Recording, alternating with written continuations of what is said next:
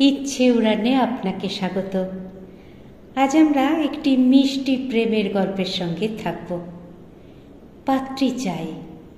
এই গল্পটির লেখক শ্রী নিমাই ভট্টাচার্য। 2-3 দিন পরই খবরের কাগজের অফিস থেকে এক বান্ডিল চিঠি আসছে। প্রত্যেক চিঠির সঙ্গেই পাত্রীর রঙিন ছবি। কোনো কোনো বাবা মা মেয়ের 2-3টি ছবিও পাঠিয়েছেন। শুভশ্রী দেবী বিকেলের ডাকে আসা চিঠিপত্রগুলো একটু নাড়াচাড়া করতে করতেই হেসে বলেন, এর শিক্ষিভাগ মেয়ে দেখে বিয়ে ঠিক করতে হলেই তো আমার ছেলেটা বুড়ো হয়ে যাবে। সৌমিত্রবাবু টিভিতে স্টিফিগ্রাফের খেলা দেখতে দেখতেই সিগারেটে একটা টান দিয়ে একটু হেসে বলেন, খবরের কাগজে কি লোভনীয় বিজ্ঞাপন দিয়েছ মনে নেই? বিজ্ঞাপন কি আমি লিখেছি? রাধা যেমন লিখেছে আমি তেমনই।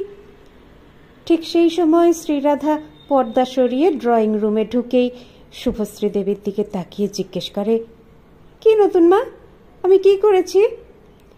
তোর নতুন কাকা বলছিল কি বিজ্ঞাপন দেওয়া হয়েছিল। দাঁড়াও দাঁড়াও, আমি এক্ষুনি বলছি। শ্রীরাধা প্রায় এক লাফে পাশের ঘর থেকে খবরের কাগজখানা এনেই পড়তে শুরু করে। পাত্রী চাই। দক্ষিণ কলকাতার অভিজাত কায়স্থ দত্ত পরিবারের একমাত্র সন্তান, সুদর্শন, স্বাস্থ্যবান, সঙ্গীতপ্রিয়, আদর্শবান, কলকাতার MBBS ও চণ্ডীগড় TI এর MS, 28 বছর বয়স্ক পাত্রের সুন্দরী, শিক্ষিতা, রুচিসম্পন্না পাত্রী চাই। পাত্র কোনো রকম যৌতুক বা উপহার গ্রহণে অক্ষম। সত্তর ছবি সহ লিখুন, বক্স নং। শ্রীরাধা এক নিঃশ্বাসে বিজ্ঞাপনটা পড়েই সৌমিত্রবাবুর দিকে তাকিয়ে জিজ্ঞেস করে, নতুন কাকা, কিছু ভুল হয়েছে কি? না না, তুই ঠিকই লিখেছিস। উনি একটু থেমে একটু চাপা হাসি হেসে বলেন, তোর নতুন মা আর তোর ঋষিদা যা চায় তুই তাই লিখেছিস। তবে? শ্রীরাধা অবাক হয়ে গেল। এত চিঠি এসেছে দেখে তোর নতুন মা অবাক হয়ে যাচ্ছে। তাই বলছিলাম যে এমন বিজ্ঞাপন দেওয়া হয়েছে যে 2-5 হাজার মেয়ের বাবা চিঠি লিখলেও অবাক হওয়ার কিছু নেই। শ্রীরাধার সঙ্গে সঙ্গে বলে, বিজ্ঞাপনে কি সব লিখেছি? ঋষিদার মতো ছেলে আর একটা খুঁজে বের করো তো। শুভশ্রী দেবী হাসতে হাসতে বললেন, তোর তো ধারণা তোর ঋষিদার মতো ছেলে পৃথিবীতে আর নেই। সত্যি তাই, ঋষিদা ইজ ঋষিদা। সৌমিত্রবাবু সিগারেটের শেষ টান দিয়ে একটু চাপা হাসি হেসে বলেন, সপ্তাহ 2-1 মধ্যে ঋষি আসবে। এর মধ্যে তোমরা দুজনে মিলে অন্তত 4-5টা মেয়ে ঠিক করো যাদের আমরা দেখতে যাব। শুভশ্রী দেবী চিঠিপত্রগুলো গুছিয়ে নিয়ে শ্রীরাধাকে বলেন, চল রাধা, আমরা ও ঘরে যাই। চলো। ও ঘরে গিয়েই শুভশ্রী দেবী বিকেলের ডাকে আসা চিঠিপত্রগুলো শ্রীরাধার হাতে দিয়ে বলেন, দেখ তো এর মধ্যে কাউকে তোর পছন্দ হয় কিনা।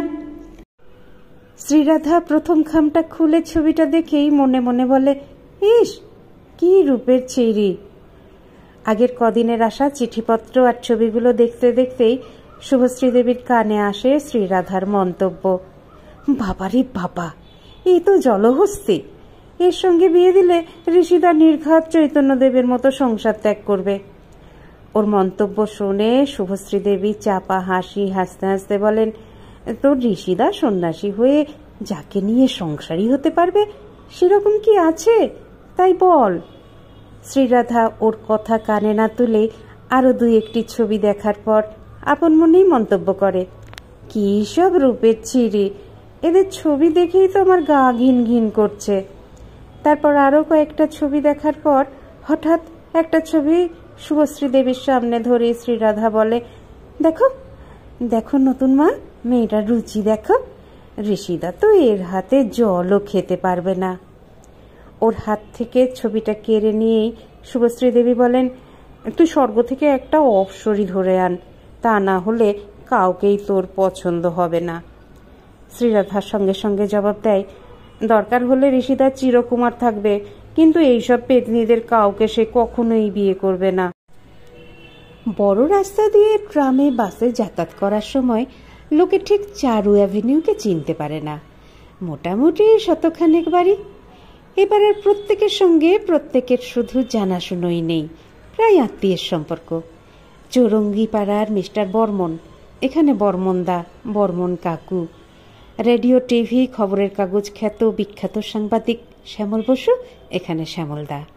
সাহেব স্কুলের গুরুগম্ভীর মিস, এ পাড়ার শ্যামলী বৌদি। এ পাড়ায় কেউ মিস্টার ব্যানার্জি, মিসেস দত্ত না, ওরা এখানে বিমল কাকু আর ডলি মাসি। কলকাতার মানচিত্রে খুঁজে পাওয়া মুশকিল হলেও এ পাড়া নিয়ে বাসিন্দাদের গর্বের শেষ নেই। এ পাড়ার ব্যাপারে বন্ধু বান্ধব একটু ঠাট্টা করলেই মিস্টার বর্মন হাসতে হাসতে বলেন, তোরা ভুলে যাস না, চারু অ্যাভিনিউ হচ্ছে কলকাতার নিউ ইয়র্ক। এখানে সব রাস্তা শুধু নর্থ সাউথ ইস্ট ওয়েস্টে না, সবই 90 ডিগ্রি অ্যাঙ্গেলে। তোরা যে চৌরঙ্গি নিয়ে গর্ব করিস, সেও তো ধনুকের মতো বেঁকে গেছে। আজকের বয়স্করা গর্ব করে ছেলে মেয়েদের বলেন, আমরা প্রত্যেকবার পরীক্ষা দিতে যাবার সময় কবিশেখর কালিদাস রায়কে প্রণাম করে যেতাম। পরীক্ষা দিয়ে বিকেলবেলা বাড়ি ফেরার সময় দেখতাম উনি বাড়ির সামনে ওই ছোট্ট চাতালে ইজি চেয়ার পেতে বসে আমাদের জন্য হাঁ করে রাস্তার দিকে তাকিয়ে আছেন। হ্যাঁ রে চিন্ময়, আজ কেমন হলো? ভালোই। কোন পেপারটা বেশি ভালো হলো? Second paper. কবিশেখর যেন আপন মনেই বলেন, অধিকাংশ ছেলেমেয়েরাই সেকেন্ড পেপারে বেশি নম্বর পায়। চিন্ময় দত্ত বাড়ির দিকে পা বাড়াতেই কবিশেখর একটু গলা চড়িয়ে ডাক দেন, এই গোবিন্দ। গোবিন্দ সামনে এসে দাঁড়াতেই উনি জিজ্ঞেস করেন, সব কোশ্চেন লিখেছিস? মেন কোশ্চেনগুলো লিখেছি, কিন্তু শর্ট নোটগুলো পারলাম না।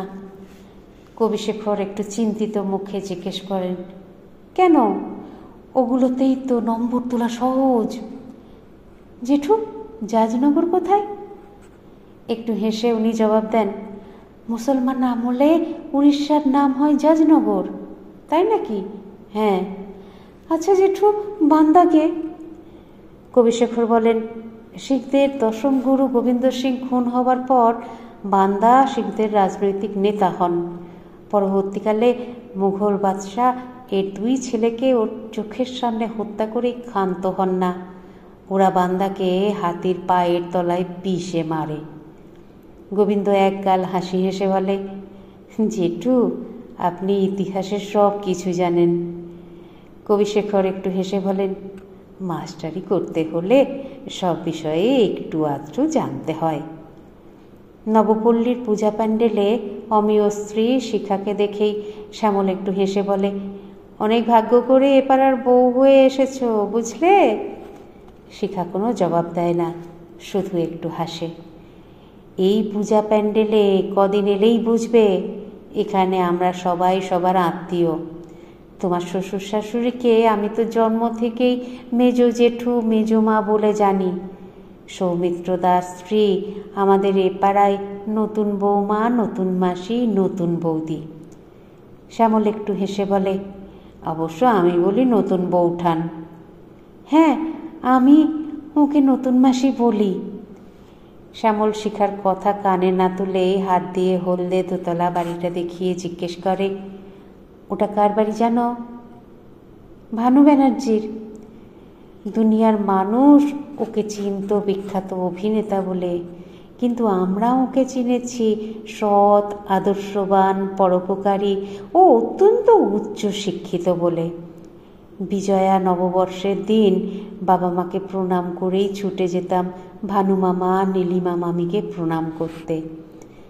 শিখা চুপ করে ওর কথা শোনে।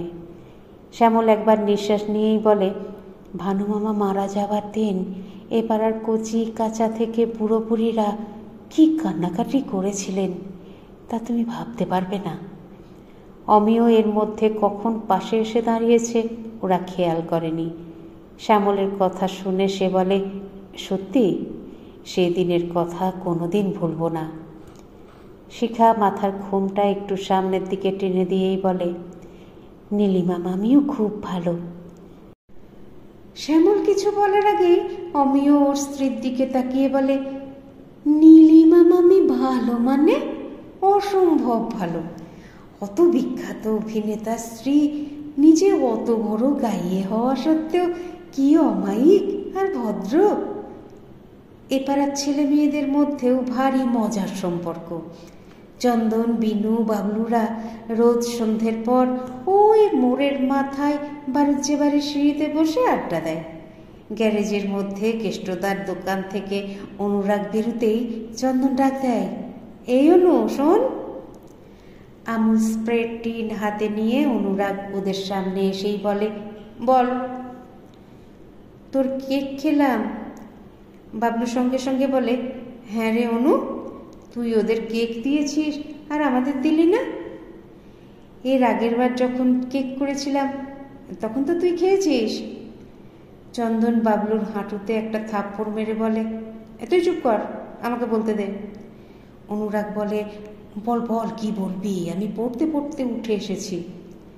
চন্দন চাপা হাসি হেসে বলে, তোর তৈরি কেক আমরা খাচ্ছি, সেই ভালো, কিন্তু ভুল করে কখনো স্বামীকে খাওয়াবি না।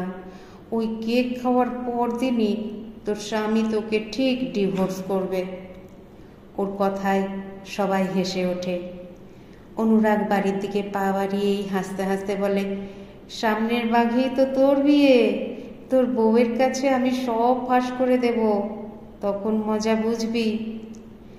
ওই মোটা ফাল্গুনিকে আমি ভালোবাসতাম, এ কথা কেউ বিশ্বাস করবে না। পাড়ার এই পরিবেশেই সৌমিত্রবাবু বড় হয়েছেন। শুভশ্রী দেবীও তো এখানে 30 বছর কাটিয়ে দিলেন। প্রায় সামনাসামনি বাড়ির মানিকবাবু, সৌমিত্রবাবুর প্রিয় রাঙাদা। 2-4 বছরের বড় হলেও রাঙাদা ওর ঘনিষ্ঠতম বন্ধু। ওই রাঙাদার সঙ্গেই উনি জীবনের প্রথম টেস্ট ম্যাচ দেখেছেন। স্টার রংমহলে কত বিখ্যাত অভিনেতা অভিনেত্রীর অভিনয় দেখেছেন, আরও কত কি। একটু ভালো মন্দ রান্না করলেই রাঙা বৌদি বারান্দায় দাঁড়িয়ে একটু গলা চড়িয়ে বলেন, এই শুভশ্রী, আনন্দ ঠাকুরপোর জন্য একটু মাছ ফাটাচ্ছি। শুভশ্রী হাসতে হাসতে বলেন, এ বাড়িতে কি শুধু তোমার আনন্দ ঠাকুরপোই থাকে? উনিও হাসতে হাসতে বলেন, ভুলে যাও কেন, আনন্দ ঠাকুরপো আমার একমাত্র বয়ফ্রেন্ড। তারপর ঋষি হবার পর মানিকবাবুর স্ত্রী মাধুরী দেবীকে দেখলেই ও খিলখিল করে হেসে ওর কোলে যেত। মানিকবাবুর বড় মেয়ে অনুরাধা বলতো, মা, ভাইয়াকে বাড়ি নিয়ে চলো।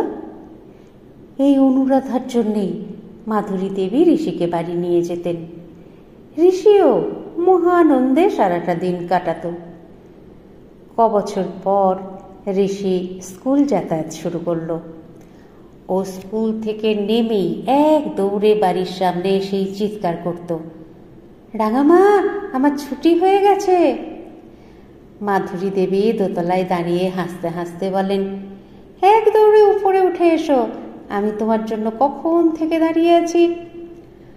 উল্টো দিকের বারান্দায় দাঁড়িয়ে শুভশ্রী একটু হেসে মাধুরী দেবীকে বলেন, এ ছেলেটা বোধ হয় ভুল করে আমার পেটে জন্মেছে। উনি ঋষিকে কোলে তুলে নিয়ে ভিতরে যাবার আগে হাসতে হাসতে বলেন, তুই আর তোর বর যে আমার ছোট মেয়েটাকে কেড়ে নিয়েছিস। অনুরাধা জন্মের বছরখানেক পর সৌমিত্রবাবুর সঙ্গে শুভশ্রীর বিয়ে হয়।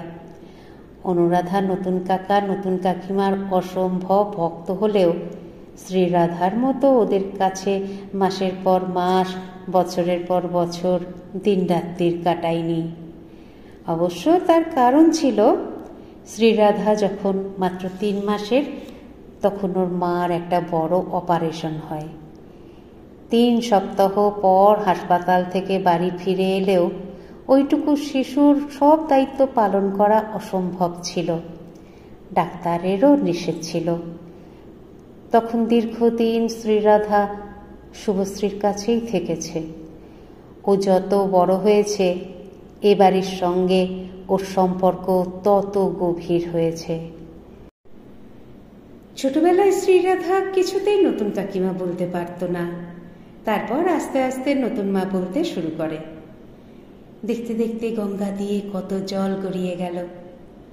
অনুরাধা বিয়ের পরপরই কানাডা চলে গেল। ঋষি মেডিকেল কলেজ থেকে পাশ করেই MS করার জন্য চণ্ডীগড় গেল। শ্রীরাধা ইউনিভার্সিটিতে MA পড়ে। এখন এই বাড়ির সব ব্যাপারেই শ্রীরাধার কথাই শেষ কথা। নতুন কাকা, এই জামাটা তুমি আর পরবে না। নিজের জামাটার দিকে একবার তাকিয়েই সৌমিত্রবাবু বলেন, কেন রে রাধা, জামাটা তো ভালোই আছে। কাচতে কাচতে রং কত ফেড হয়ে গেছে দেখেছ?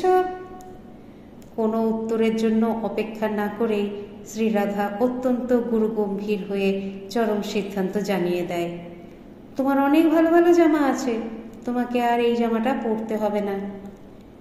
শুভশ্রী দেবী সঙ্গে সঙ্গে বলেন, রাধা তুই ঠিক বলেছিস।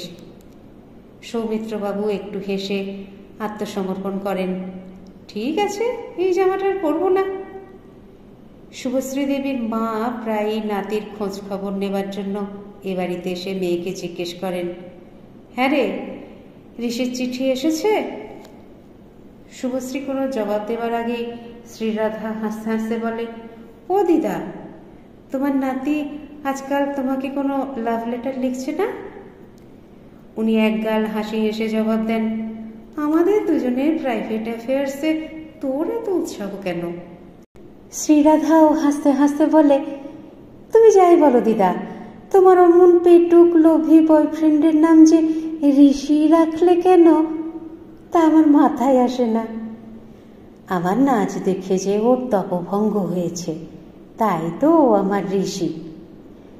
গঙ্গার জল আরো গড়িয়ে যায়। শ্রীরাধা গত বছরই MA পাশ করেছে। মানিকবাবু মেয়ের বিয়ে দেবার আগ্রহ প্রকাশ করতেই ও সোজা বলে দিয়েছে, আমি এখন বিয়ে করব না, রিসার্চ করব। এদিকে ঋষি MS পাশ করতে ওর বাবা মা ছেলের বিয়ে দেবার জন্য ব্যস্ত হয়ে উঠেছেন। চাকরি বাকরি বা প্রাইভেট প্র্যাকটিস শুরু করার আগে বিয়ে করতে ঋষির আপত্তি নেই। তবে ওর বাবা মা খুব ভালো করেই জানেন ঋষি বিয়েতে কোনো যৌতুক বা উপহার কিছুতেই নেবে না। যাই হোক, খবরের কাগজে বিজ্ঞাপন দেবার পর এত চিঠিপত্র ও মেয়ের ছবি এলেও একজনকেও শ্রীরাধার পছন্দ হলো না। দু একটি মেয়ের ব্যাপারে শুভশ্রী দেবী একটু আগ্রহ দেখালেও উনি স্বামীকে বললেন, কোনো মেয়েকেই তেমন ভালো লাগলো না, তবে দু একটি মেয়েকে দেখা যেতে পারে। শ্রীরাধা সঙ্গে সঙ্গে বলে, তোমরা কেন ওই ঝামেলায় যাচ্ছ? রবিবার ঋষিদা এলে সব চিঠিপত্র আর ছবি তার হাতে তুলে দিও, তারপর সে যাকে ইচ্ছে বিয়ে করুক। সৌমিত্রবাবু সঙ্গে সঙ্গে বললেন, সেই ভালো। শুভশ্রী দেবী পাশ ফিরে বললেন, হ্যাঁ রে রাধা, চিঠি আর ছবিগুলো সাবধানে রেখে দে। ভয় নেই নতুন মা, এইসব অপসরীদের ছবি আমি অযত্নে রাখবো না। শ্রীরাধা হাসতে হাসতে ও ঘরে চলে যায়। রবিবার মানিকবাবু অফিসের কাজে বাঙ্গালোর গিয়েছিলেন বলে সৌমিত্র রাঙা বৌদিকে নিয়ে স্টেশনে গেলেন। ঋষিকে নিয়ে বাড়ি আসার পর হই হুল্লোড়ের মধ্যে ঘণ্টাখানেক কেটে গেল।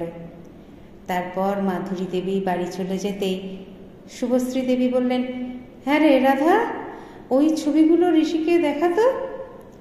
শ্রীরাধা বলে, ঋষিদা ওই ঘরে চলো। 10-15 মিনিট পর শুভশ্রী দেবী পর্দা সরিয়ে ও ঘরে ঢুকতে গিয়েই থমকে দাঁড়ান। ঋষি দুহাত দিয়ে শ্রীরাধার মুখখানা ধরে বলে, অন্য কোনো মেয়েকে নিয়ে ঘর করব বলে কি গত 10-12 বছর ধরে তোমার ছবি পার্সে নিয়ে ঘুরছি? শুভশ্রী দেবী এক লাফে স্বামীর কাছে ছুটে গিয়ে বলেন, তুমি এক্ষুনি ঠাকুর মশাইয়ের কাছে যাও, ঋষির বিয়ের দিন দেখতে হবে। সৌমিত্রবাবু হতবাক হয়ে কোনো মতে বলেন, কিন্তু শুভশ্রী দেবী একগাল খুশির হাসি হেসে স্বামীকে জড়িয়ে ধরে বলেন, তোমার ছেলে শ্রীরাধাকেই বিয়ে করবে। তাই নাকি? তবে আর বলছি কি। সৌমিত্রবাবু বারান্দায় গিয়ে পাগলের মতো চিৎকার করেন, রাঙা বৌদি, শিগগির 1 হাঁড়ি রসগোল্লা নিয়ে এসো। আপনাদের মতামত আমাকে সমৃদ্ধ করে, তাই অবশ্যই বলবেন আজকের গল্প পাঠ আপনাদের কেমন লাগলো। যারা চ্যানেলটিকে সাবস্ক্রাইব করেছেন তাদের অসংখ্য ধন্যবাদ, আর যারা এখনো পর্যন্ত সাবস্ক্রাইব করেননি তারা একটু কষ্ট করে সাবস্ক্রাইব করে নিয়ে সঙ্গে থাকুন না প্লিজ। একটু লাইক, শেয়ার এগুলো নিশ্চয়ই বলে দিতে হবে না? সুস্থ থাকবেন, সুন্দর থাকবেন, আর অপেক্ষা রাখবেন পরবর্তী গল্পের। নমস্কার।